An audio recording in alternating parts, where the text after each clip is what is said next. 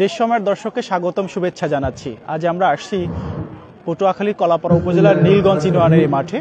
শহীদ ইমরান হায়দার জিয়া স্মৃতি football cricket tournament.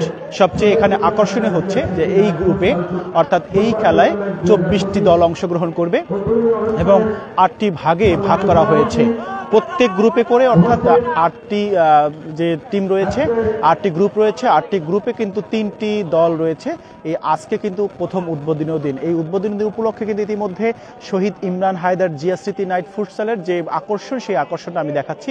অর্থাৎ গ্রাম পর্যায়ে কিন্তু আধুনিকতার যে ছোঁয়া অর্থাৎ সেইগুলো কিন্তু আমরা দেখানোর চেষ্টা করছি এই মুহূর্তে। সেগুলো রয়েছে এখানে রয়েছে গ্যালারি, অর্থাৎ গ্রাম পর্যায়ে বাঁশের গ্যালারি রয়েছে। এই গ্যালারি দিয়ে মূলত 20 টাকা দিয়ে এই গ্যালারি উদ্বোধন করা হয়েছে এবং এখানের দর্শকরা কিন্তু মূলত দেখতে পারবে এই গ্যালারি থেকে দাঁড়িয়ে। অর্থাৎ এত প্রচুর কিন্তু দর্শক।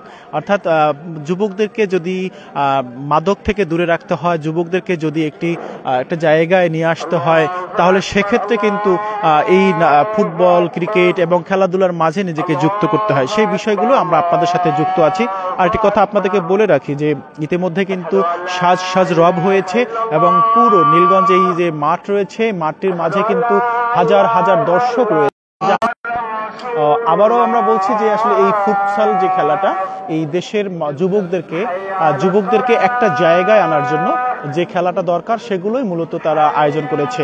বিশেষ করে নীলগঞ্জ ইউনিয়ন হচ্ছে একটি খেলাপ্রেমী মানুষ এবং এখানে সবাই খেলাধুলার সাথে যুক্ত থাকে।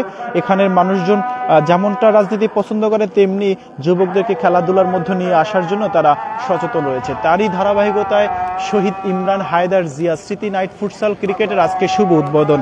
এই উদ্বোধনকে ঘিরে কিন্তু এই অঞ্চলের হাজার হাজার মানুষ কিন্তু পুরো গ্যালারিতে যুক্ত হয়েছেন এবং তারা এই খেলা উপভোগ করবেন এমনটাই আমাদের জানিয়েছেন। এখানে যারা আয়োজক কর্তৃপক্ষ রয়েছে,